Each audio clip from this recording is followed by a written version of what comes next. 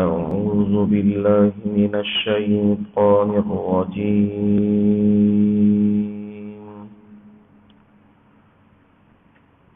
بسم الله الرحمن الرحيم.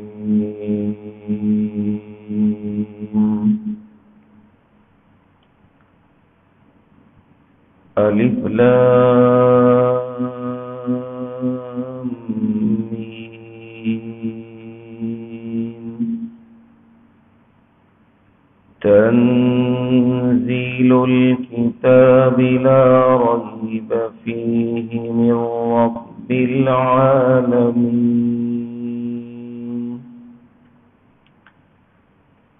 أم يقولون افتراه بل هو الحق من ربك لتنذر قوما ما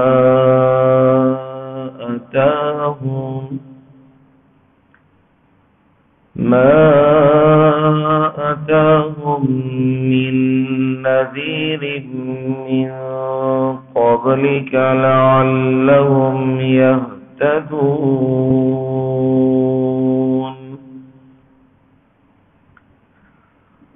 الله الذي خلق السماوات والأرض وما بينهما في ستة أيام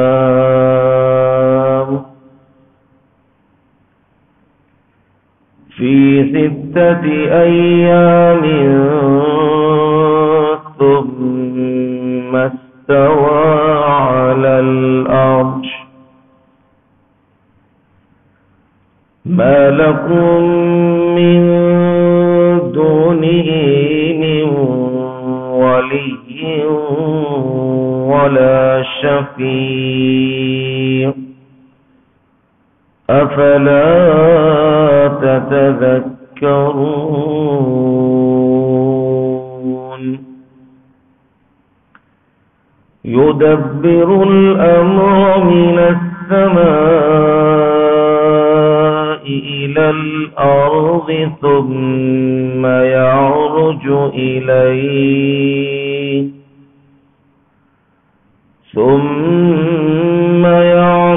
إليه في يوم كان مقداره 1000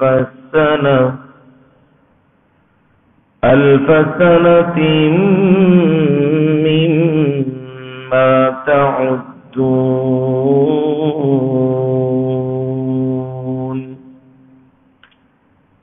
ذلك عالم الغيب والشهادة العزيز الرحيم. ترجمہ دیکھیے جی. الف لام میم. واللہ اعلم بمرادہ. اس کی مراد کو اللہ تعالی ہی جانتے ہیں. تنزيل الكتاب لا ريب فيه من رب العالمين.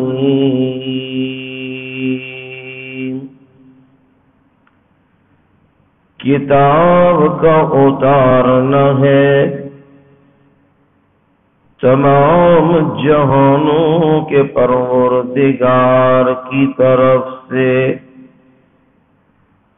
اس میں کوئی شک و شبہ نہیں ہے. ام یقولون افتراه. کیا وہ کہتے ہیں اس نے خود بنا لیا ہے، یعنی نبی صلی اللہ علیہ وسلم نے خود قرآن گھڑ لیا ہے.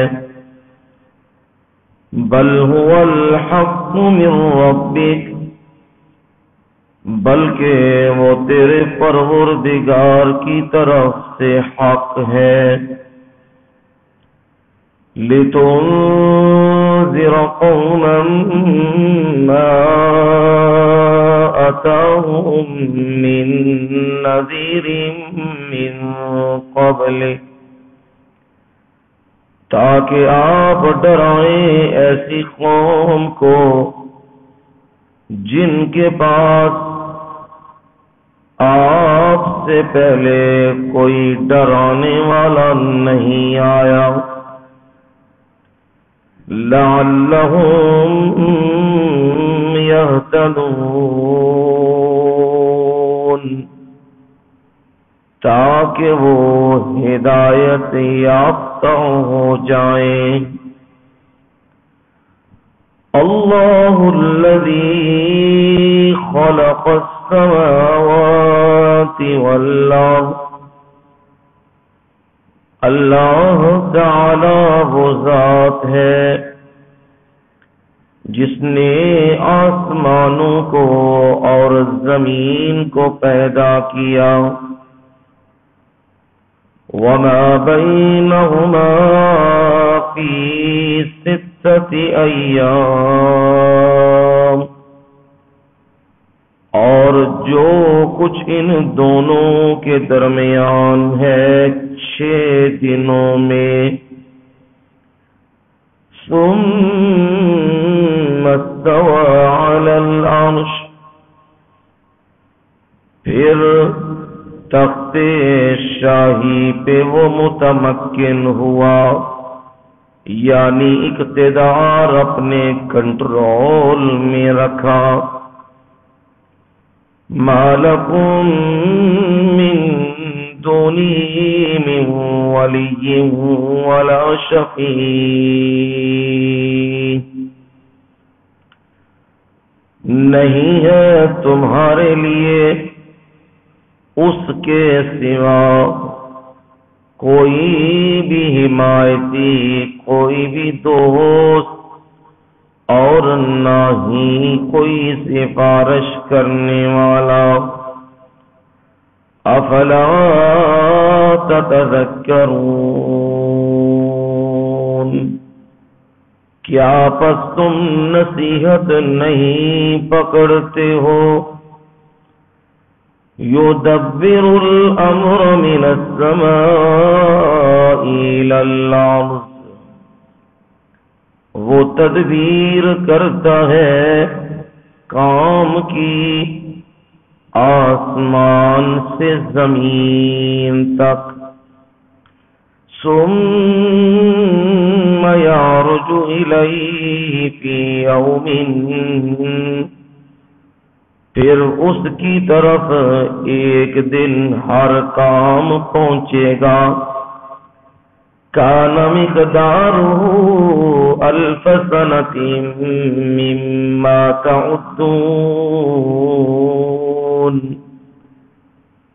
وہ دن جس کی مقدار 1000 سال کی ہے، جسے تم شمار کرتے ہو، گنتے ہو۔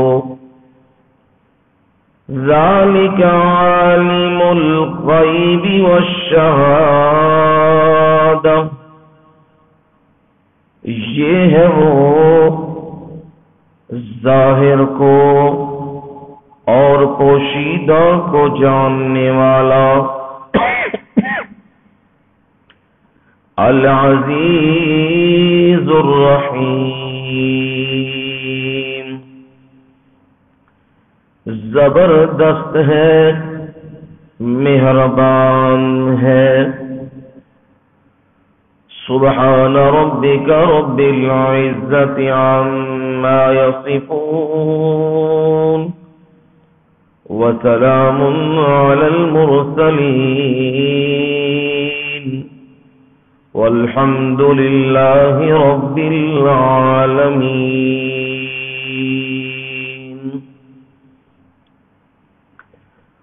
اللهم صل على محمد وعلى آل محمد كما صليت على إبراهيم وعلى آل إبراهيم إنك حميد مجيد اللهم بارك على محمد وعلى آل محمد كما باركت على إبراهيم وعلى آل إبراهيم إنك حميد مجيد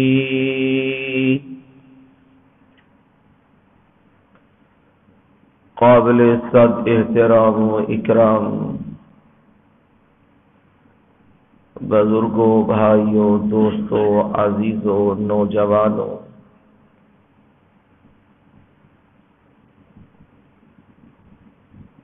اور میری مائیں، بہنیں اور بیٹیاں، آپ تمام سامعین کے سامنے قرآن مجید اللہ کی بابرکت کلام سے 21ویں پارے میں سے سورہ سجدہ کی ابتدائی 6 آیات تلاوت کی ہیں، اور انہی آیات کا ترجمہ بھی آپ کے گوش گزار کر دیا ہے، آپ کو سنا دیا ہے۔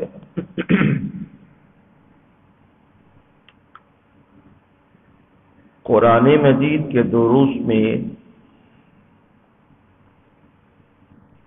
رمضان المبارک میں عام سال کی روٹین سے ہٹ کر خلاصہ جات کا سلسلہ شروع کیا گیا ہے۔ بقیہ پورے سال میں جو ہم ترتیب سے چل رہے ہیں، قرآن مجید کی 1 آیت 2 آیات،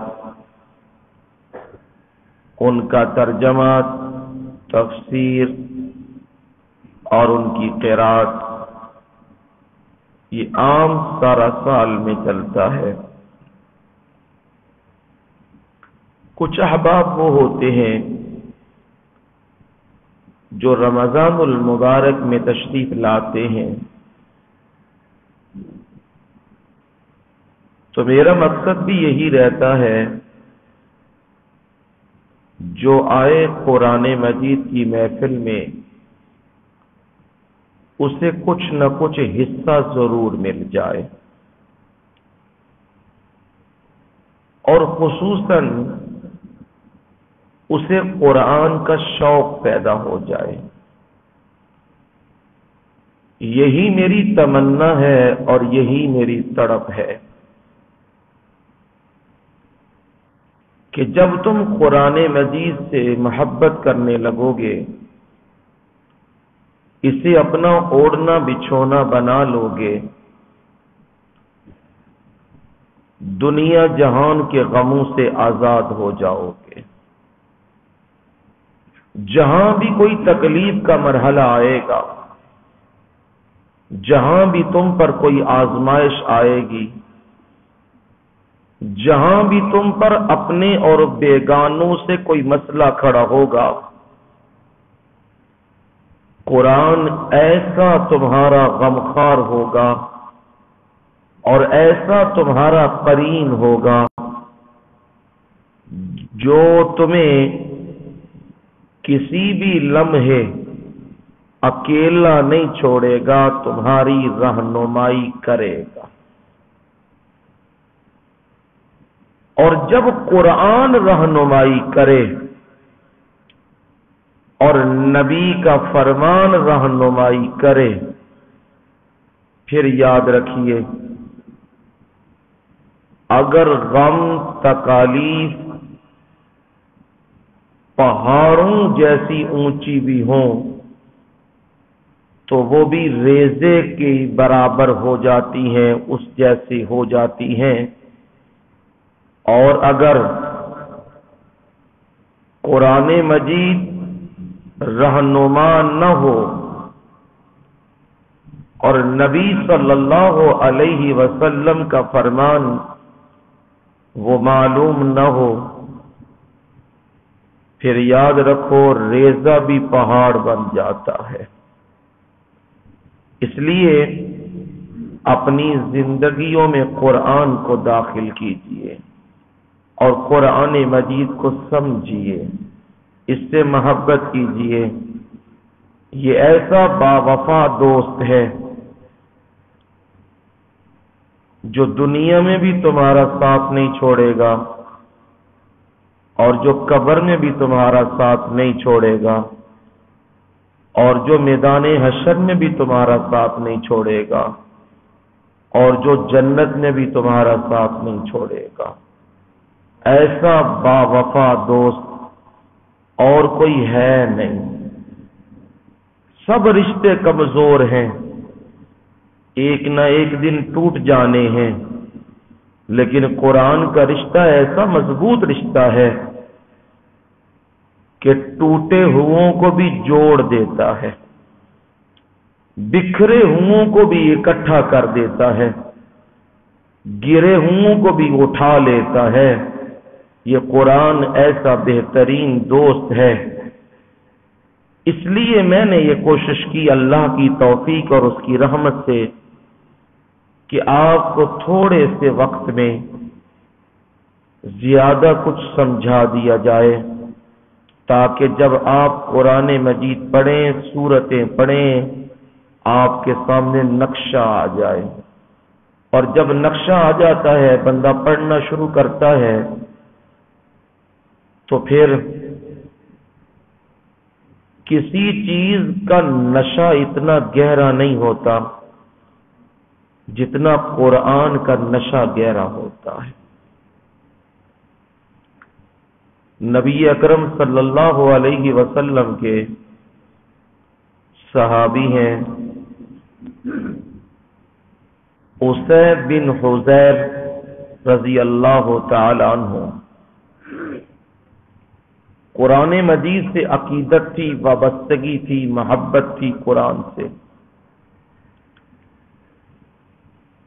دن کو بھی قرآن کی تلاوت کرتے تھے، لیکن معمول ان کا یہی تھا کہ رات کو جب سونے لگتے تو پھر قرآن مجید کی تلاوت کرتے تھے اور کافی دیر تک کرتے تھے۔ ایک دن یوں ہوا، قرآن مجید کی تلاوت کر رہے تھے، ان کا گھوڑا بھی ان کے پاس ہی بندھا ہوا تھا اور قریب ہی بیٹا یحییٰ بھی سویا ہوا تھا۔ انہوں نے ادھر قرآن کی تلاوت شروع کی، ادھر کیا ہوا کہ گھوڑا حرکت کرنے لگا، اپنے دونوں اگلے پاؤں اٹھانے لگا، کودنے لگا، اچھلنے لگا۔ قریب تھا کہ وہ کہیں بیٹے کے اوپر پاؤں نہ ڈالتے، نقصان نہ ہو جائے۔ انہوں نے تلاوت روک دی ہے۔ جب تلاوت روکی، وہ گھوڑا بھی بالکل پرسکون ہو گیا۔ انہوں نے سمجھا کہ ویسے پتہ نہیں کوئی معاملہ ایسا ہوا جس کی وجہ سے یہ اچھلنے لگ گیا ہے، اب پرسکون ہو گیا ہے، لہذا قرآن کی پھر تلاوت کرو۔ جو پھر دوبارہ قرآن کی تلاوت شروع کی، پھر وہی منظر بن گیا، پھر انہوں نے تلاوت روک دی، وہ بھی ساکت ہو گیا، گھوڑا بھی ساکت ہو گیا۔ تیسری بار بھی یہ معاملہ بنا۔ اب انہوں نے سمجھ کچھ نہ کچھ تو آئی کہ جب میں تلاوت کرتا ہوں اس وقت یہ کیفیت ہوتی ہے۔ اب اس خدشے کے پیش نظر کہ کہیں نقصان نہ پہنچا دے، تلاوت روک دی ہے۔ تلاوت روکی اور اپنے کمرے سے باہر نکلے۔ پہلے دیہاتوں کے اندر، اب بھی جاؤ دیہاتوں کے اندر 6 7 کمرے نہیں ہوتے، ایک ہی کمرہ ہوتا ہے، اس کے اندر ہی بکریاں، اس کے اندر ہی باقی جانور، اس کے اندر ہی چھوٹا سا کچن، اس کے اندر ہی 4 پہیاں پڑی ہوتی ہیں۔ اب یہ چیزیں علیحدہ ہو گئی ہیں، پہلے ایسا ہی ہوتا تھا۔ جو ہی اپنے کمرے سے باہر نکلے تو دیکھا آسمان کی طرف روشنیاں بلند ہوتی جا رہی ہیں۔ کچھ سمجھ نہیں آئی یہ کیا ہو گیا، کیا ماجرا ہے۔ ادھر گھوڑے کا معاملہ ہے اور ادھر روشنیاں آسمان کی طرف جا رہی ہیں۔ یہ کوئی کہانی نہیں سنا رہا، یاد رکھنا، یہ حدیث کا واقعہ سنا رہا ہوں۔ جب وہ اوپر چلی گئی روشنیاں، یہ تو عجیب کشمکش میں رہے، یہ معاملہ کیا ہے۔ صبح ہوئی، نماز پڑھی نبی صلی اللہ علیہ وسلم کے پیچھے اور اپنا سارا واقعہ بیان کیا۔ نبی علیہ الصلوۃ والسلام کو اللہ کے نبی رات یہ معاملہ ہوا۔ نبی علیہ الصلوۃ والسلام نے فرمایا حسین معلوم ہے وہ کیا ماجرا تھا؟ میں اللہ کے نبی مجھے تو کچھ معلوم نہیں۔ فرمایا حسین جب تو قرآن پڑھ رہا تھا نا، اس وقت تیرے گھر کی چھت کے اوپر فرشتے آ چکے تھے، اور تو قرآن پڑھ رہا تھا اور فرشتے قرآن سن رہے تھے، اسی وجہ سے وہ گھوڑا تیرا حرکت کر رہا تھا۔ اور جب تیرے قرآن کی تلاوت مکمل ہوئی، وہ سارے فرشتے اوپر چلے گئے۔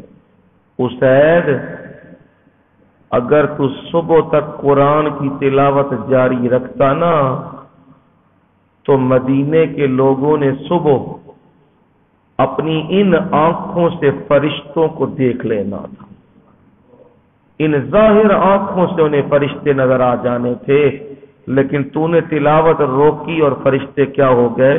چلے گئے۔ اب یہ بات سمجھ آ گئی، اگر چاہتے ہو نورانی مخلوق کا نزول تمہارے گھروں کے اوپر ہو، اللہ کی رحمتیں برسیں، اس کے انوارات و تجلیات برسیں، تو پھر کیا کیا کرو؟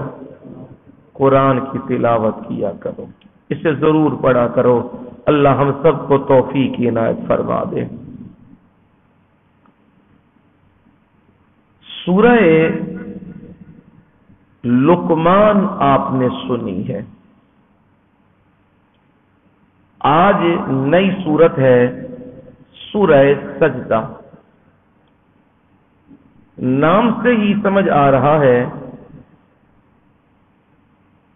سجدے کا مطلب ہے اللہ کی بارگاہ میں اپنی جبین نیاز کو ٹکا دینا، زمین پہ لگا دینا، اور اس مالک کی الوہیت کا اعتراف کر لینا، اور اپنے عجز و انکسار کو قبول کر لینا، اسے کہتے ہیں سجدہ۔ اور اس صورت میں سجدے والی آیت بھی موجود ہے۔ نبی اکرم صلی اللہ علیہ وسلم اس سورت کو اور سورہ دہر کو، سورہ سجدہ کو اور سورہ دہر کو جمعے والے دن صبح کی نماز میں پڑھا کرتے تھے۔ آپ کا یہ معمول عادت تھی، اکثر اوقات یہ کیا کرتے تھے۔ اللہ کی رحمتیں ہوں ہمارے مرشد سید عنایت اللہ شاہ صاحب بخاری نور اللہ مرقدہ، وہ بھی صحیح متبع سنت شخص تھے، صحیح جس بندے نے سنت کی جھلک دیکھنی ہوتی تو اس شخصیت کو دیکھ لیتے. سنت کی یوں سمجھو دنیا میں چلتا پھرتا سنت کا نمونہ تھا وہ بندہ. اللہ کی اس پہ رحمتیں ہوں. ایک ایک ادا وہ اپنایا کرتے تھے جو نبی صلی اللہ علیہ وسلم کی سنت ہوتی تھی.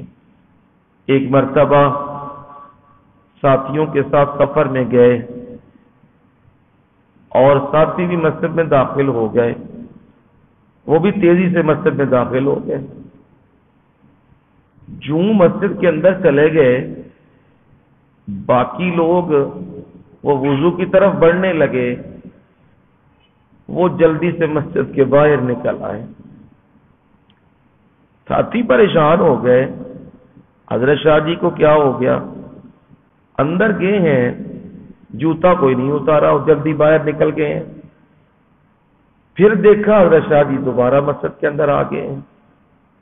ان کے لیے تو یہ عجب بات تھی, یہ کیا ہو گیا؟ خیر نماز پڑھنے کے بعد پوچھا, یہ بات حضرت سمجھ میں نہیں آئی, آپ مسجد کے اندر داخل ہو گئے, پھر آپ مسجد کے باہر نکل گئے اور پھر دوبارہ داخل ہو گئے. فرمانے لگے اصل معاملہ یوں ہو گیا تھا, میں جلدی میں مسجد میں داخل ہو گیا اور میں دعا پڑھ نہیں سکا. اللہم افتح لی ابواب رحمتک میں پڑھ نہیں سکا. نبی کی سنت مجھ سے چھوٹ گئی تھی. میں جلدی جلدی باہر نکلا اور باہر آ کے پھر دوبارہ دعا پڑھ کے میں اندر داخل ہوا. یعنی ایسا متبع سنت آدمی. اور ان کے یہی معمول تھا جو لوگ جانتے ہیں. ہم نے تو الحمدللہ دیکھا بھی, پڑھا بھی, پرکھا بھی, قریب بھی ہوئے اور یہ مناظر دیکھے بھی. حضرت شاہ جی جمعے والے دن فجر کی نماز میں کیا پڑھتے تھے؟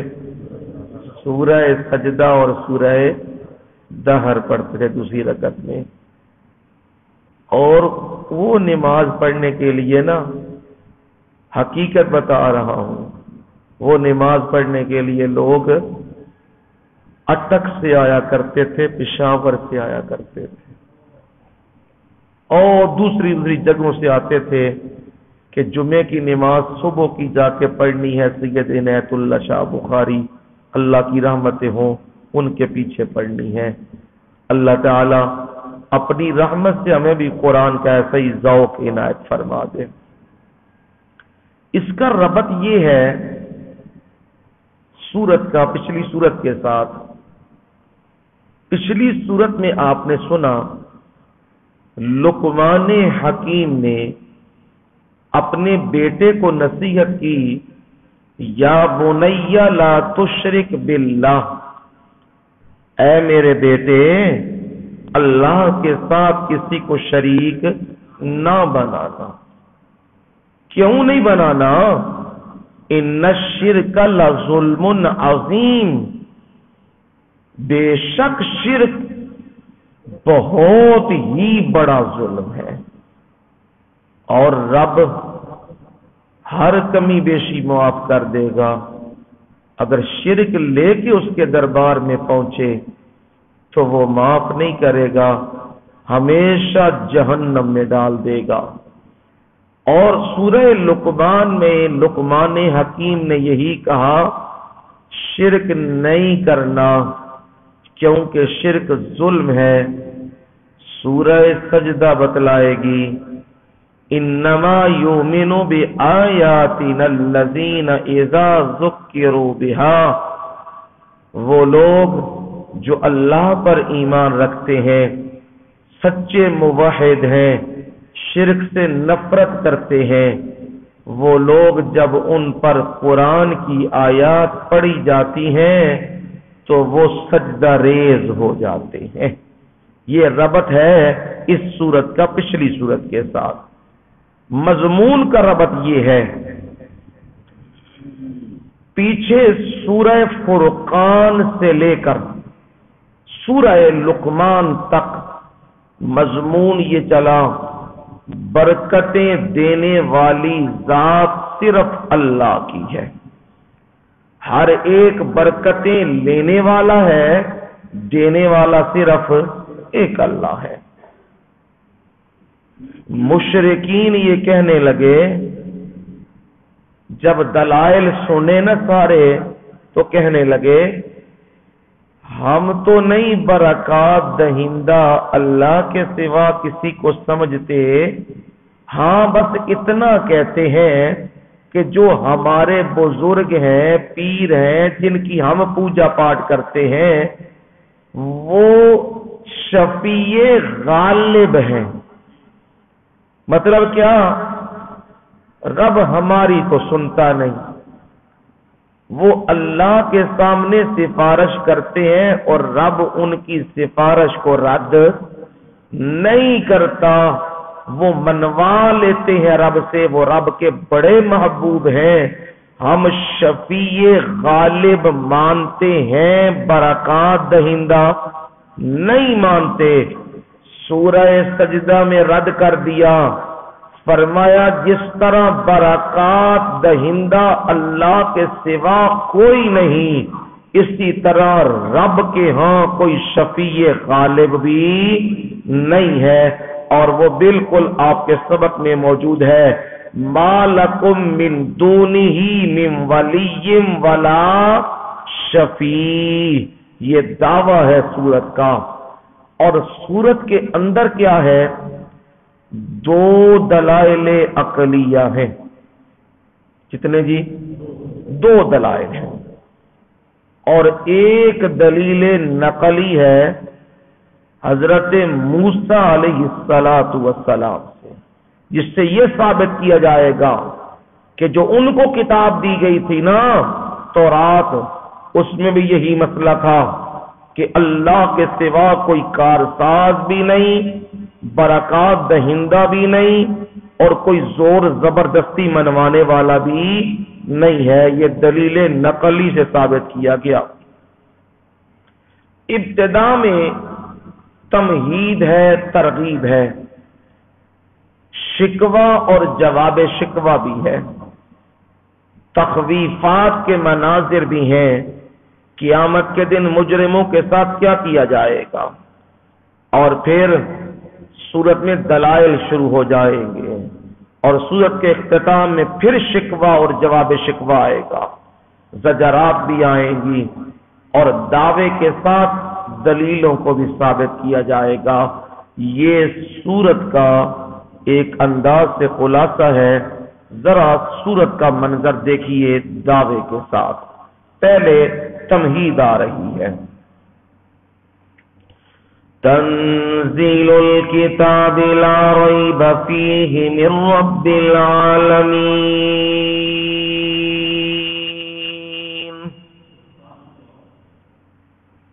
یہ کوئی عام کتاب تو نہیں، کسی بندے کی طرف سے تو یہ کتاب نہیں آئی، کسی بزرگ کی طرف سے تو یہ کتاب نہیں آئی، اور کسی فلسفی اور سائنسدان اور ڈاکٹر کی طرف سے تو یہ کتاب نہیں آئی. یہ کتاب کس کی طرف سے ہے؟ تنزیل، اتارنا ہے کتاب کا. کس کی طرف سے اتارنا ہے؟ لا ریب فیہ من رب العالمین، تمام جہانوں کے پروردگار کی طرف سے. یہ کسی بندے کی کتاب نہیں، اور نہ ہی کسی فرشتے کی اور جن کی کتاب ہے. یہ کتاب تو رب العالمین کی ہے. اور کیسی کتاب ہے؟ لا ریب فیہ، اس میں شبہ نہیں ہے، شک نہیں ہے اس کتاب کے اندر. یہ شک سے بالا تر ہے. اور بالکل ابتدا میں فرمایا جہاں قرآن مجید کی ابتدا کی ہے، ذالک الکتاب لا ریب فیہ، یہ کتاب ہے لا ریب فی، اس کتاب میں کوئی شبہ نہیں، کوئی شک نہیں۔ میرے رب نے پھر بات دوہرا دی ہے، لا ریب فی، یہ کہنے کی نوبت کیوں آئی ہے؟ اس لیے پروردگار یہ بتلانا چاہتے ہیں بندے کی کتاب ہو، انسان کی کتاب ہو، بشر کی کتاب ہو، یا جس بھی مخلوق کا کوئی لکھا ہوا صحیفہ ہو، رب کے سوا اس میں شک کی گنجائش موجود ہے، اس میں شبہ ہو سکتا ہے، کیونکہ وہ انسان کی بنائی ہوئی ہے۔ ہاں، شبہ سے جو بالا تر ہے، شک سے جو بالا تر ہے، وہ کتاب صرف کون سی ہے؟ لا ریب فی، وہ کتاب قرآن مجید ہے جس میں شبہ نہیں ہے۔ ہاں، پر شبہ کرنے والے ان پر شکوہ آیا، ام یقولون افترا، وہ کیا کہنے لگے؟ چاہیے تو یہ تھا کہ وہ مان جاتے، تسلیم کر لیتے، پر وہ کیا کہہ رہے ہیں؟ افترا، اس کو گھڑ لیا ہے، بنا لیا ہے، یعنی محمد صلی اللہ علیہ وسلم نے ایک آدمی کے ساتھ دوستانہ لگایا ہے اور وہ لکھ کے دے دیتا ہے اور آپ پڑھ کے سنا دیتے ہیں۔ قرآن مجید نے تو صاف فرما دیا، او نبی پہ اعتراض کرنے والوں، ذرا یہ تو بتاؤ نا، تمہیں بھی کہا جا رہا ہے فاتو بسورۃ من مثلہ، تم بھی کیا کرو، تم بھی فاتو بسورۃ، ایک چھوٹی سی سورت اس جیسی بنا کے لے آؤ، یہ تم بھی زور لگا لو، سورت تو دور کی بات،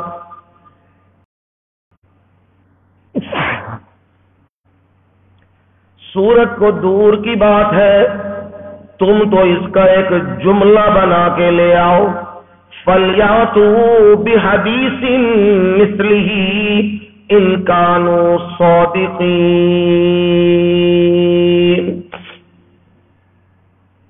اس کا ایک جملہ بنا کے لے آؤ، اگر تم سچے ہو تو تمہیں چاہیے ایک جملہ اس کا بنا لاؤ، لیکن اعتراض کرنے والے اعتراض کرتے ہیں بنا کے لائے ہیں، حالانکہ قرآن مجید نے فرمایا فَقَدْ لَبِثْتُ فِيكُمْ عُمُرًا مِّن قَبْلِ، آپ نے تو ان میں ایک عمر گزاری ہے، آپ لکھنا بھی نہیں جانتے اور پڑھنا بھی نہیں جانتے، پھر بھی یہ معترضین اعتراض کر رہے ہیں کہ آپ نے اسے گھڑ لیا ہوا ہے۔ حقیقت کیا ہے؟ جواب شکوہ آیا، بل هو الحق من ربک، اعتراض کرنے والے اعتراض کریں، پر میں رب گواہیاں دے رہا ہوں، بل هو الحق من ربک، وہ حق ہے، وہ سچ ہے تیرے پروردگار کی طرف سے، یعنی کسی بندے کی کلام نہیں ہے بلکہ تیرے رب کی طرف سے وہ سچ ہے، وہ حق ہے۔ اور کیوں اتارا ہے جی؟ لِتُنذِرَ قَوْمًا مَّا أَتَاهُم مِّن نَّذِيرٍ مِّن قَبْلِكَ لَعَلَّهُمْ يَهْتَدُونَ،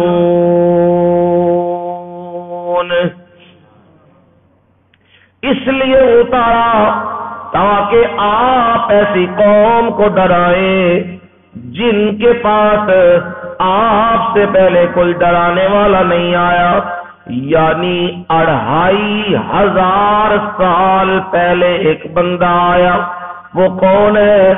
اسماعیل علیہ السلام، وہ آپ سے 2500 سال پہلے آئے تھے، یعنی 20 صدیاں اور 5 صدیاں اوپر وہ پہلے آئے تھے.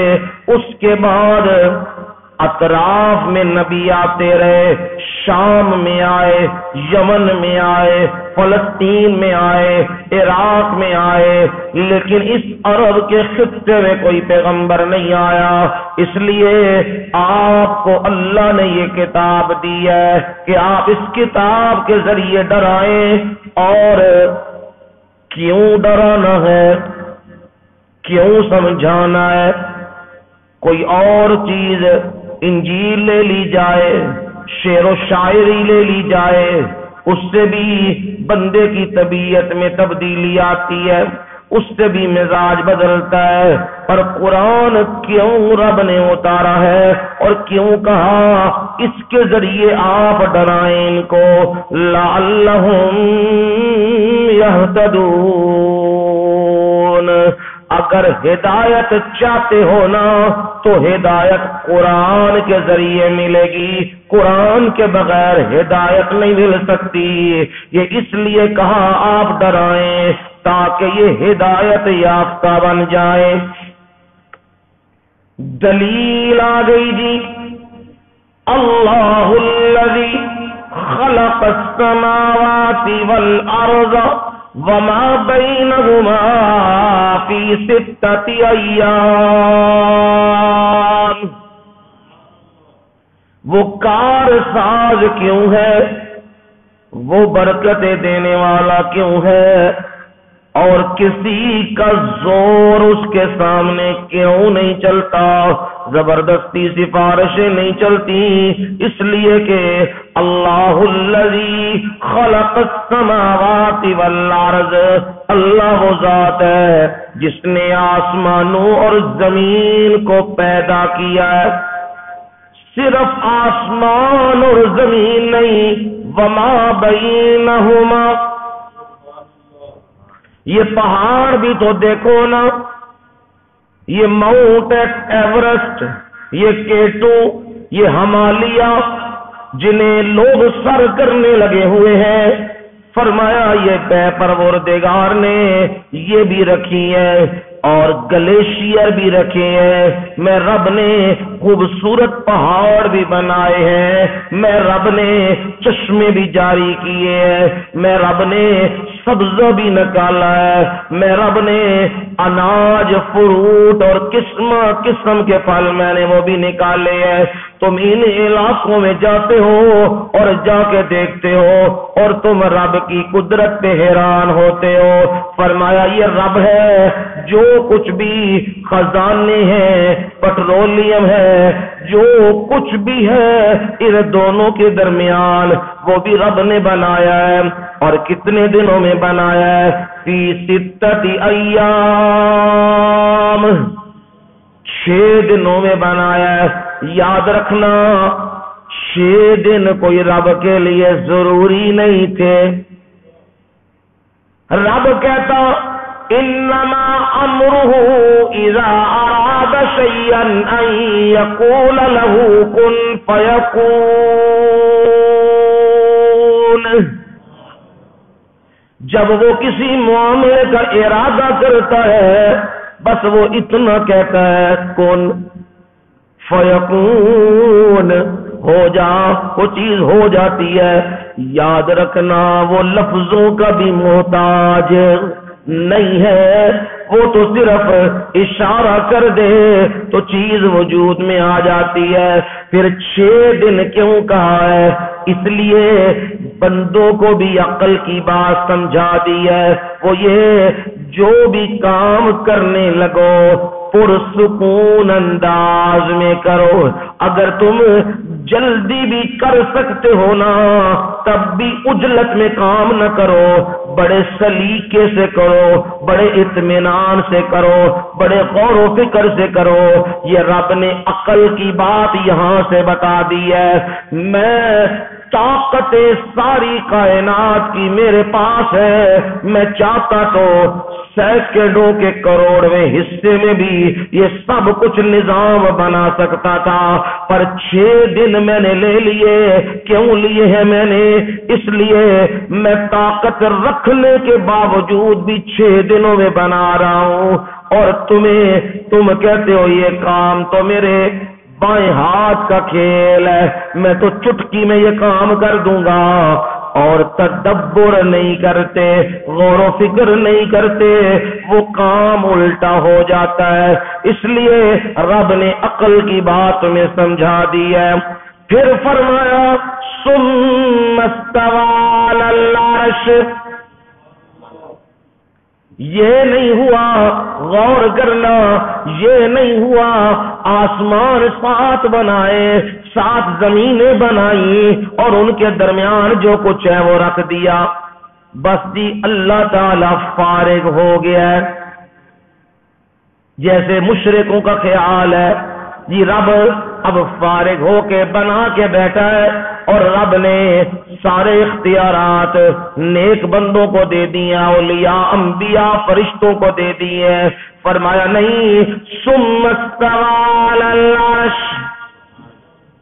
یہ کنایہ ہے اس بات سے کہ میں نے اپنا اقتدار، اپنی حکومت، اپنا کنٹرول کس کے ہاتھ میں نہیں دیا، بلکہ اپنے ہاتھ میں رکھا ہے۔ یہ میرے کنٹرول میں ہے، میں نے کسی کو کنٹرول نہیں دیا۔ اور جو تم کہتے ہو رب نے انہیں اختیارات دیے، سن لو میں رب کیا کہتا ہوں، ما لکم من دونہ من ولی ولا شفیع، ما لکم تمہارے لیے نہیں ہے، من دونہ اس کے ذات کے علاوہ، اللہ کے علاوہ کوئی بھی نہیں ہے تمہارے لیے، من ولی، کوئی دوست جو تمہیں بچا سکے، جو تمہیں چھڑا سکے، جو تمہارے کام آ سکے، ولا شفیع، اور وہ کہتے ہیں نا یہ زبردستی منوا سکتے ہیں، فرمایا لا شفیع، کوئی بھی رب کے ہاں زبردستی کرنے والا نہیں۔ جبریل امین جن کو رب نے اتنی طاقت دی ہے، 600 پر دیے ہیں، 600 پر دیے جبریل امین کو، اور ایک پر کی طاقت اتنی ہے اگر وہ زمین و آسمان کے درمیان مار دے تو یہ نظام زیر و زبر ہو جائے گا، اتنی طاقتوں والا۔ اور میں نہیں کہہ رہا یہ طاقتوں والا، قرآن 30واں پارہ سورہ تکویر کو پڑھ کے دیکھ لو، ذی قوت عند ذی العرش مکین، ذی قوت، یہ میں نہیں کہہ رہا، رب کہہ رہا ہے ذی قوت، وہ جبریل امین بڑی طاقتوں والا ہے، بڑے زوروں والا ہے، بڑی پاور رکھنے والا ہے۔ عند ذی العرش مکین، وہ عرش والے کے ہاں ٹھہرا ہوا ہے، اس کا مسکن، اس کا بسیرا او عرش والے کے پاس ہے۔ اب اس کا حال بھی ذرا دیکھ لو، جبریل امین کا حال کیا ہے؟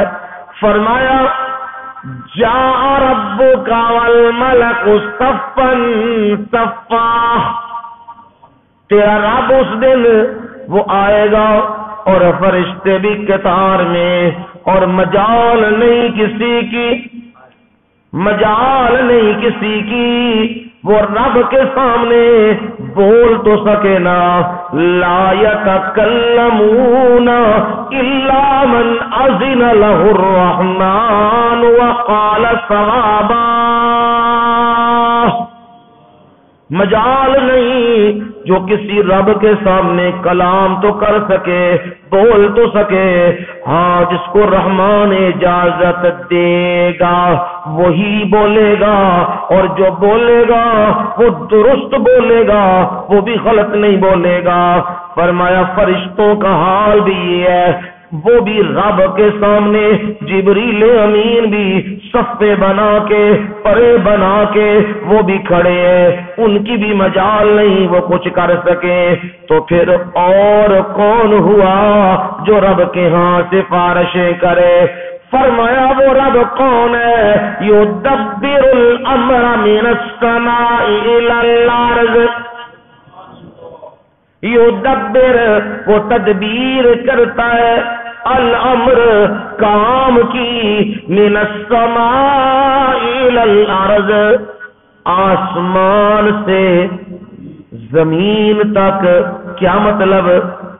فرمایا اول سے لے کے آخر تک، مبدا سے لے کے معاد تک، ابتدا سے لے کے انتہا تک، ساری تدبیریں کون کرتا ہے؟ اللہ۔ یدبر وہ تدبیریں کرتا ہے آسمان سے زمین تک، یعنی آسمانوں میں بھی اور زمین میں بھی کوئی رب کے سوا امور چلانے والا نہیں۔ اور پھر پتہ کیسے لگے گا؟ ثم یعرج الیہ فی یوم کان مقدارہ الف سنہ، فرمایا پھر پہنچتے اس کی طرف، اس دن پہنچیں گے یعنی قیامت کے دن سارے اعمال ہر بندے کے سامنے آ جائیں گے، اور وہ قیامت کا دن ایک دن کتنا ہوگا؟ الف سنۃ، 1000 سال، 1000 سال کا ایک دن ہوگا۔ اور دوسرے مقام پہ ہے کان مقدار 50,000 سنہ، 50,000 سال۔ اب ادھر 1000 اور ادھر 50، مراد اس کی کیا ہے؟ حقیقت اس کی کیا ہے؟ رب بھی جانتا ہے۔ ہاں حقیقت کو احادیث کی روشنی میں تھوڑا سا دیکھیں تو یوں دیکھا جاتا ہے، آپ نے فرمایا کچھ لوگ رب کے ہاں ایسے ہوں گے جب ان کا حساب کتاب ہوگا نا، ان کے لیے وہ 1000 سال کا دن اس طرح ہوگا جیسے تمہاری ظہر سے لے کے عصر تک نماز ہوتی، اتنا وقفہ معمولی، اتنی مقدار انہیں محسوس ہوگی جیسے ویسے ابھی ظہر پڑی اور ابھی عصر پڑی، اتنا وقت آ گیا۔ کئیوں کے لیے یہ بھی نہیں ہوگا، بالکل معمولی ہوگا، اور کسی کے لیے 1000 سال ہوگا، اور کسی کے لیے 50,000۔ جو کفر میں جتنا آگے ہوگا، شرک میں جتنا آگے ہوگا، اس کے لیے وہ دن بھی کیا ہو جائے گا؟ اس کو میں اور آسان کر دیتا ہوں۔ خوشی کا جو دن ہوتا ہے نا، خوشی کا کیسے جاتا ہے؟ یوں پتہ ہی نہیں لگتا، خوشی کا وقت گزر جاتا ہے، 30 سال ہو، 40 سال ہو، 50 گزر جاتے ہیں۔ غم کی ایک گھڑی بھی ہو وہ کیا ہو جاتی ہے؟ صدیوں پہ محیط ہو جاتی ہے، وہ سالوں پہ محیط ہو جاتی ہے، وہ غم ختم نہیں ہوتا۔ اس لیے اللہ کی رحمتیں ہوں والد گرامی پہ، کہا کرتے تھے اللہ تعالیٰ کسے بندے نو سردیاں دیاں راتاں وچ دکھ نہ دے دے۔ سردیاں دیاں راتاں بڑیاں لمبیاں ہوندیاں نے، اور تکلیف دے لمحات بھی کی ہو جاندے نے، بڑے لمبے ہو جاندے نے۔ رات ٹلدی نہیں ہے تے تکلیف ودی جاندی ہے۔ یہ یعنی خوشی کے لمحات ہو تو یوں گزر جاتے ہیں، اور تکلیف کے لمحات ہوں اور جتنی تکلیف زیادہ ہوتی جائے، شدت بھی، معاملات بھی کیا ہوتے جاتے ہیں؟ بڑھتے جاتے ہیں بندے کے۔ فرمایا وہ دن، اس دن رب کے سامنے وہ سارے کے سارے بندوں کے اعمال پیش ہوں گے، اور اس دن تمہاری دنیا کے اعتبار کا ایک دن اور وہاں کا 1000 سال کے برابر ہے۔ فرمایا یہ کون ہے یہ سارا نظام چلانے والا؟ ذالک عالم الغیب والشہادہ، یہ ہے وہ حاضر کو بھی موجود کو بھی ظاہر کو بھی جاننے والا، الغیب پوشیدہ کو بھی جاننے والا، چھپے ہوئے کو بھی جاننے والا۔ کون ہے وہ؟ العزیز۔ بات چلی تھی لا شفیع، سفارش کرنے والا کوئی نہیں زبردستی، اب کہا العزیز، وہ بڑے زوروں والا ہے، وہ بڑا زبردست ہے۔ ہاں زبردست تو ہے پر الرحیم کیا ہے؟ مہربان ہے۔ اور حدیث میں آتا ہے رسول اللہ صلی اللہ علیہ وسلم نے فرمایا جب رب نے کائنات بنائی، اب رب نے سب سے پہلے قلم سے جو چیز لکھی رب نے، وہ سب سے پہلے چیز یہ لکھی میرے غصے پر میری رحمت غالب رہے گی۔ سبحان اللہ، میرے غصے کے اوپر غصہ تو مجھے بڑا آتا ہے، بندے شرک کر رہے ہیں، کفر کر رہے ہیں، نافرمانیاں کر رہے ہیں، بغاوتیں کر رہے ہیں، اور ایک دوسرے کو قتل کر رہے ہیں، غصہ تو بڑا آتا ہے۔ روزے کے اندر نافرمانیاں کر رہے ہیں، روزے کی بے حرمتی کر رہے ہیں، اور بڑے بےہودہ کام کر رہے ہیں، مجھے غصہ تو بڑا آتا ہے، پر میرے غصے کے اوپر میرا رحم کیا ہے؟ غالب ہے، میں مہربانی کر دیتا ہوں، ڈھیل دے دیتا ہوں، ہو سکتا ہے یہ سنبھل جائے، یہ واپس آ جائے۔ یہ دلیل سے بات سمجھائی، رب کے سامنے کوئی شفیع غالب نہیں ہے، کوئی زور زبردستی بنوانے والا نہیں ہے۔ اب دوسری دلیل آ رہی ہے، اور دوسری دلیل میں آگے سبق میں موجود ہے۔ دوسری دلیل فرمایا وَلَقَدْ آتَيْنَا مُوسَى الْكِتَابَ، آیت نمبر ہے 24 ہے، آیت نمبر 23 آیت نمبر میں فرمایا وَلَقَدْ آتَيْنَا مُوسَى الْكِتَابَ، دلیل نقلی آ گئی ہے۔ فرمایا جو مسئلہ ہم نے بیان کیا ہے، قرآن نے بیان کیا ہے، برکت دینے والا اللہ ہے، شفیع غالب کوئی نہیں رب کے سامنے۔ فرمایا یہی ہم نے کیا کیا، آتینا موسیٰ الکتاب، یہی ہم نے موسیٰ کو ہم نے کتاب دی ہے۔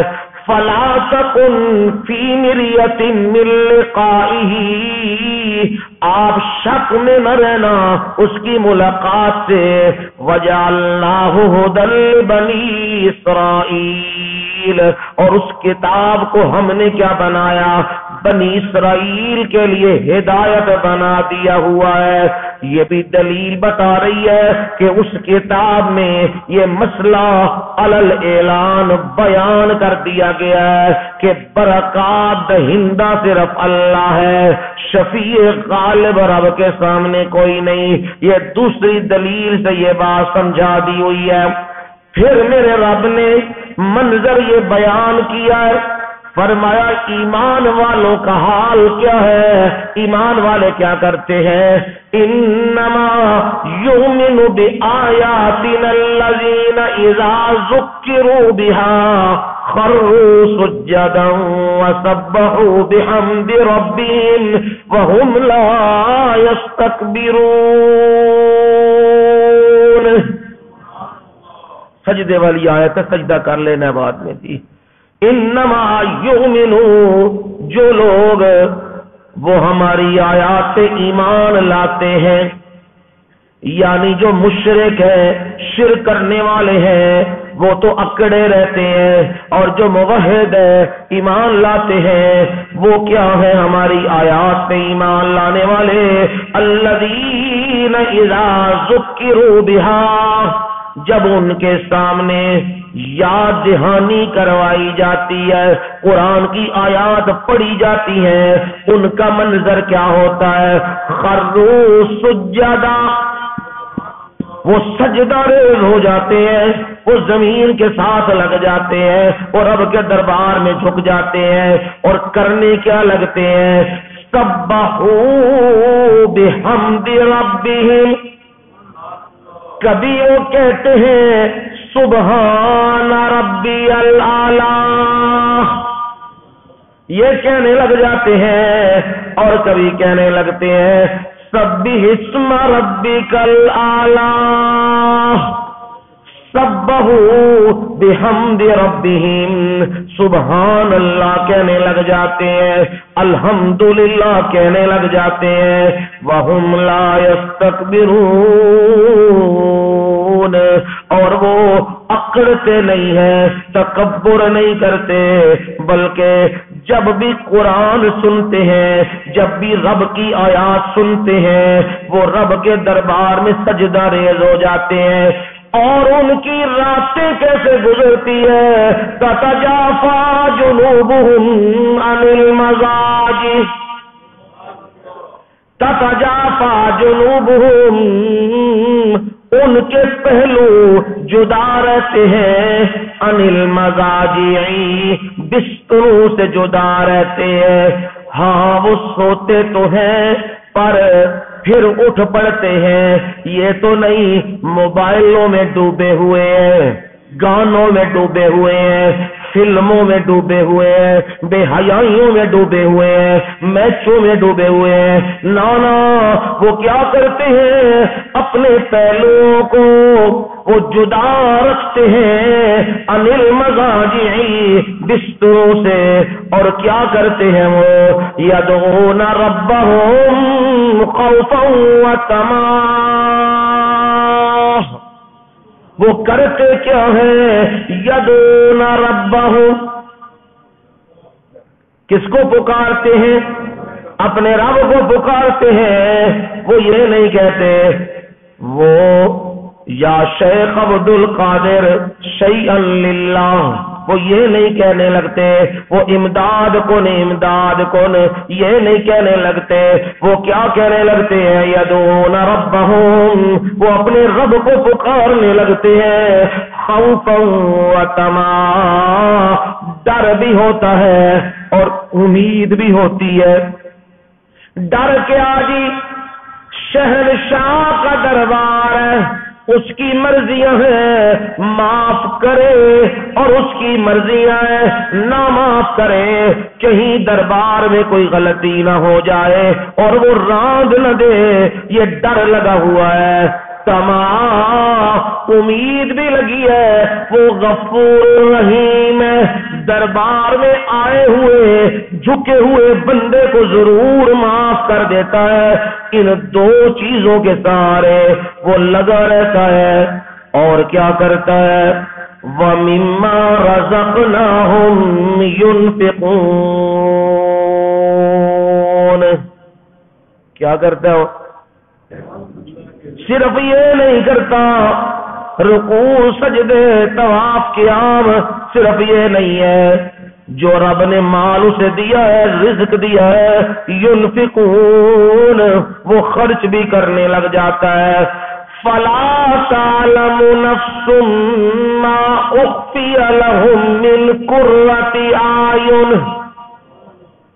فَلَا تَعْلَمُ نَفْسٌ، کوئی نفس نہیں جانتا، ما اخفی لہم، جو ان کے لیے چھپا دیا گیا ہے، من قرۃ اعین، آنکھوں کی ٹھنڈک سے۔ کیا مطلب ہے اس کا؟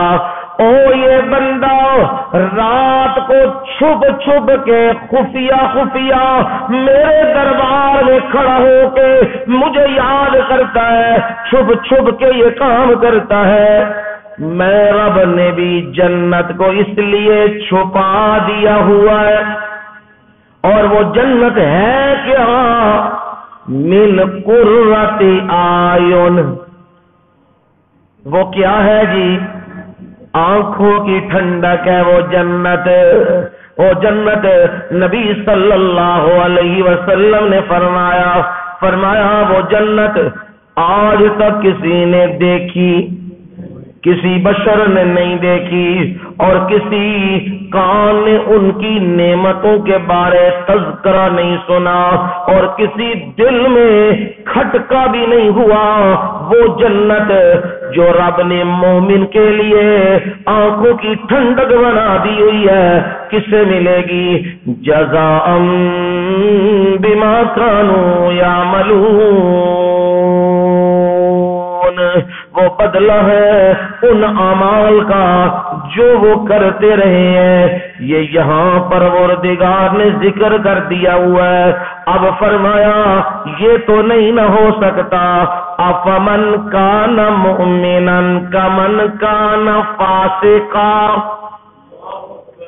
تم کہتے ہو قیامت کوئی نہیں آنی، موجیں لگی ہوئی ہیں دنیا میں، اور جو مرضی ہم کرتے پھریں، لوٹ مار بھی کریں، قتل و قتال بھی کریں، اور دھاندلیاں بھی کریں، اور بے ایمانیاں بھی کریں، اور علماء کو بھی قتل کروائیں، جو کچھ بھی کریں، شرک بھی کریں، ادھر موحد مارے کھا کھا کے تکلیفیں اٹھا کے دنیا میں گئے، رب کا نام لیتے لیتے گئے، اور ادھر وہ بے ایمان، تنگ کرنے والے، شرک کرنے والے، ظلم کرنے والے، زیادتیاں کرنے والے، بتاؤ تو صحیح نا، افمن کان مومنا کمن کان فاسقا،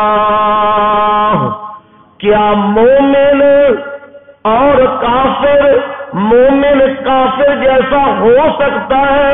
فرمایا نہیں، لا یستوون، برابر۔ ہاں ابو جہل اور ابو بکر برابر ہو سکتے ہیں، نہیں، ایک جہنمی ہے اور ایک ابو بکر جنتیوں کا سردار ہے، یہ برابر تو نہیں نہ ہو سکتے۔ ہاں ہم نے بھی تقسیم کی ہوئی ہے، اما الذین آمنوا وعملوا الصالحات، بشارت کا منظر آ گیا، جو لوگ ایمان لائے اور جنہوں نے نیک عمل دنیا میں کیے، مومن سچے، موحد سچے، اللہ کو برکات دہندہ سمجھنے والے اور اس کے سامنے جھکنے والے، اسے کارساز سمجھنے والے اور نماز روزہ کرنے والے، فَلَهُمْ جَنَّاتُ الْمَأْوَىٰ، ان کے لیے کیا ہے؟ جنت، وہ ان کا ٹھکانہ جنت الفردوس ہے، نزلا بما كانوا يعملون، مہمان نوازی ہے جو وہ عمل دنیا میں کرتے رہے، رب ان کی مہمان نوازیہ جنت میں کرے گا۔ اور دوسرا ٹبر بھی تو ہے نا، اور بے ایمان ٹبر اور مشرک ٹبر وہ بھی تو موجود ہے نا، جو دنیا میں کہتے تھے اسی دنیا تے بھی موجاں کیتیاں نے تے آخرت وچ بھی موجاں کریں گے، وہ بھی تو ہے نا۔ فرمایا رب انہیں بھی موجے کروائے گا۔ اما الذین فسقوا، جو یہ فاسق، یہ مشرک، یہ کافر، یہ بے ایمان، فمأواہم النار، ان کا ٹھکانہ کہاں ہے جی؟ آگ ہے۔ کلما ارادوا، جب بھی وہ ارادہ کریں گے، ان یخرجوا منہا، وہ انگلینڈ کا ویزا لے لیں، وہ امریکہ کا ویزا لے لیں، ان سارے دے پاسپورٹ پہلے ہی تیار پہ ہوندے نے کہ ادھر اصا بےایمانی کرنی، ادھر جہاز اصا بہ جانا ہے، کدھر دبئی نسنا ہے، کدھر باہر نسنا ہے۔ فرمایا یہ بے ایمان دنیا میں فراڈ تو لگاتے تھے نا، اب بھی فراڈ کی تیاری کریں گے۔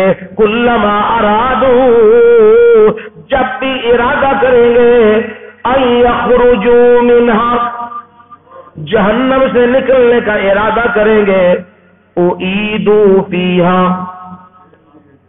پھر سوٹے مار کے چلو پھر اندر، جہنم کے اندر پھر لوٹا دیا جائے گا، اور یہاں تک کہ سفارشیں کر کر کے کہیں گے نادو یا مالک لیقضی علینا ربک، اوے فرشتے، اوے نگران، مہربانی کر، رب نو کہ ساڈا فیصلہ کر دے، یعنی موت دے دے سانو۔ لیکن جواب کیا آئے گا؟ قال انکم ماکثون، ہن موت شوت کوئی نہیں آنی، ہن پکا ایتھے رہنا جے۔ دنیا وچ بھی تے کہندو سونا سانو اقتدار کنج دا لبنا چاہیے، پکا کہ کچا ہے؟ پکا کہ اقتدار لبنا چاہیے، کرسی مضبوط ہونی چاہیے، ساڈے کول اقتدار کھون والا کوئی نہیں ہونا چاہیے، بڑا لمبا تے مضبوط اقتدار ہونا چاہیے، اور سانو ہٹان والا بھی کوئی نہ ہوئے۔ فرمایا دنیا وچ تے تانوں لوگ رل جاندے سن، کرسی تو ہٹا دیندے سن، کوئی کرسی تے لے آندے سن، پر جتھے میں رب تانوں لے گیا وا نا اوتھوں کڈن والا کوئی نہیں، بڑا مضبوط تہاڈا اقتدار ہے، تہاڈا دل بھی کرے گا چھڈ دئیے، یخرجوا، کسی طریقے سے نکل جائیں، یہ ہمیں جان چھوٹ جائے، اعیدو فیہا، اترو ہون لو نہ مزہ اقتدار دا، ہون لو گورنرشپ، ہون لو صدر، ہون لو ڈپٹی سپیکر، ہاں یہ بے ایمان جب بھی یہ کریں گے انہیں لوٹا دیا جائے گا، اور کیا کہا جائے گا؟ قیل لہم ذوقوا، اللہ اللہ، قرآن ہے نا، قرآن تے رہن نہیں دیتا کسر، قیل لہم، انہیں کہا جائے گا ذوقوا، چکھو، مزہ نہیں آیا ہے، مزہ نہیں آیا، مانا ہوئے مزہ آئے، قیل لہم ذوقوا، انہیں کہا جائے گا فل انجوائے کرو، ذوقو انجوائے کرو، اور دنیا میں بھی کی کہندے سو اقتدار اسی انجوائے کر رہے ہیں، موجہ کر رہے ہیں، ہن آ گیا جے نا ذوقو انجوائے کرو نا، پر انجوائے کی جگہ ذرا پہچان لو، عذاب النار، یہ جہنم کا عذاب، آگ کا عذاب جہاں وہ انجوائے کرو، الذی کنتم بہ تکذبون، اینو کی کرتے سو تسی؟ وہ مرنا ہی نہیں جی، وہ مارے گئے ہیں نا، اور دنیا تے بھی رب نے مال دولت اقتدار دیتے ہیں تے اوتھے بھی دے گا، تسی دنیا تے بھی مولویوں مارا کھادیاں نے تے مارا ہی کھانیاں نے تے اگے بھی، ہاں ہسدے نے، پھر ہس کے پتہ کہندے نے، آدھے نے جی آندے نے 70 ہوراں لبن گیاں ہے، ہسدے نے، پھر ارے 70 ہوراں لبن گیاں، اوے سانو تے رب ضرور دے گا، تانوں اپنے نبی دے فرمان تے یقین ہے، تانوں انشاءاللہ جہنم دے ہورے لبن گے، بے فکر رہو، اوتے اوتے ہون گے، تے او جدوں آکھو گے نا سانو کڈ، تو پتہ کنج دے ہون گے؟ علیہا ملائکۃ غلاظ شداد لا یعصون اللہ ما امرہم، بڑے ڈاڈے تے ڈاڈے غصے والے، تے کسے دی گل سنن گے نہیں، رب ال حکم آیا نو چھڈی نا، ایتھے تے بندہ 10 سوٹے مارے نا، آندا بھائی میں تھک گیا ہوں، تو بھی ریسٹ کر تے میں بھی ریسٹ، اتنے ریسٹ کوئی نہیں، یہ تھلڑے ریسٹ منگنا ہے، اوے کچھ مہربانی کرو، اسمبلی دے اجلاس دی کاروائی چند منٹ روک دیو، انہاں آنا پتر ہن رکدی نہیں ہے، یہ چل پئی، ہاں یہ نہیں رکدی ہے، اتنے وقفہ کوئی نہیں ہوندا، یہ رب نے سزا دینی ہے جڑے دنیا تے ظلم پا کے آئے نے، اے سورت وچ بیان کیا ہے، اور اگے سورت جب اختتام ہونے آیا ہے، اب آخری دلیل آ گئی ہے، تیسری دلیل یعنی دوسری عقلی دلیل آئی ہے، آیت نمبر 27 کی عقلی دلیل، اولم یروا، کیا وہ دیکھتے نہیں انا نسوق الماء ہم پانی کو چلاتے ہیں الی الارض الجروز بنجر زمین کی طرف، ویران زمین کی طرف، کھلے میدان کی طرف ہم چلاتے ہیں۔ پھر کیا ہوتا ہے پانی چلا کے فَنُخْرِجُ بِهِ زَرْعًا، سبحان اللہ، رب دے نا، رب دی کلام ہے فَنُخْرِجُ بِهِ زَرْعًا، پس ہم اس کے ساتھ نکالتے ہیں زرع، کھیتیاں نکالتے ہیں۔ میرا رب سمجھانا کیا چاہتا ہے؟ او بے عقل انسان، قیامت کا انکار کرنے والے، دیکھ تو صحیح نا، بنجر ویران زمین میں ہم پانی پہنچا کے بارش کا اس زمین سے کھیتی نکال سکتے ہیں، تو کیا اپنے حکم سے مردوں کو دوبارہ نہیں نکال سکتے؟ جو رب یہ کرنے پہ قادر ہے وہ رب دوبارہ زندہ کرنے پہ بھی قادر ہے۔ اور جو کھیتیاں نکالتے ہیں نا ہم، تاکل منہ انعامہم وانفسہم، کون کھاتے ہیں؟ انعامہم، جانور بھی کھاتے ہیں، وانفسہم، تسی خود بھی کھاندے ہو، پھل فروٹ خود کھاندے ہو، او دے چھلکے جانوراں نوں پا دیندے ہو۔ اے زمین چو تسی کدوں لے کے نہیں آئے، اے میں رب نے زمین چو کڈیا ہے، جیڑا میں رب کڈن تے قادر ہاں۔ پھر ایک واری نہیں، اللہ اللہ، پھر ایک واری نہیں، تہاڈی اکھاں دے سامنے منظر رہندا ہے، ایک واری فصل کٹ جاندی ہے، پھر دوبارہ آ جاندی ہے، پھر کٹ جاندی ہے، پھر دوبارہ آ جاندی ہے۔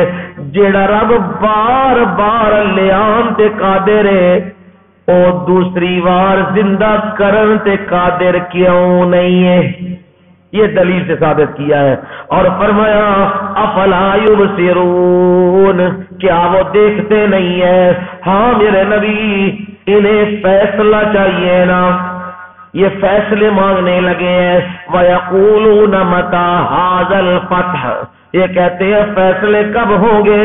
اگر سچے ہو تو کرو نا۔ فرمایا قُلْ يَوْمَ الْفَتْحِ، فیصلے کا دن ایسا، لا ينفع الذین کفروا ایمانہم، کافرانو جڑا انہاں دا کوئی ایمان تے رتی کچھ ہے وہ بھی فائدہ نہیں دے گا، ولا ہم ینظرون، اور نہ وہ مہلت دیے جائیں گے، نہ ڈھیل انہیں دی جائے گی۔ ہاں میرے نبی، مسئلہ تو آپ نے سنا دیا ہے، میرے دربار میں جھکنا ہے، رب کے دربار میں جھکنا ہے، جب بھی مانگنا ہے رب سے مانگنا ہے۔ برکات دہندہ وہ ہے، شفیع غالب اس کے سامنے کوئی نہیں، کوئی زبردستی منوانے والا نہیں، اور کار ساز بھی وہی ہے۔ میرے نبی پھر بھی نہیں نہ مانتے، تو پھر آپ نے کیا کرنا ہے؟ فَأَعْرِضْ عَنْهُمْ، میرے نبی ہونے انہوں کی کر دے؟ چھڑ دے انہوں، نہیں من دے تے نہ منن، چھڑ دیو، تو اڈا کام دلائل دینا تساں دے دیتے نے، چھڑ دیو۔ وانتظر، انتظار کرو سونے نبی، انتظار کدا؟ انہاں نال رب جلدی نبڑن لگے ہے، انہاں دا معاملہ کردا ہے۔ انہم منتظرون، او بھی کی کرن؟ انتظار۔ او کدا انتظار کرن؟ او آخدے نے انہاں دا وادیاں دا صفایا انجے ہی ہو جانا ہے، انہاں ختم ہو جانا ہے، انہاں تے رب دا عذاب آ جانا ہے، انہاں نو ولیاں نے پھڑ لینا ہے۔ تسی بھی انتظار کرو تے او بھی کی کرن؟ انتظار۔ تے رب نے پھڑنا کنوں ہے؟ مشرکاں بے ایماناں نو، کافراں نو، انہاں نو رب نے پھڑنا ہے۔ سونے نبی بس تہاڈا کام ہے سنانا، تسی سناؤ۔ اے سورت سی سورہ سجدہ، اختصار نال ادا احاطہ کر دیتے ہے۔ زندگی رہی تے انشاءاللہ کل سورہ احزاب دا بیان شروع ہو جائے گا انشاءاللہ العزیز۔ وما علینا الا البلاغ المبین۔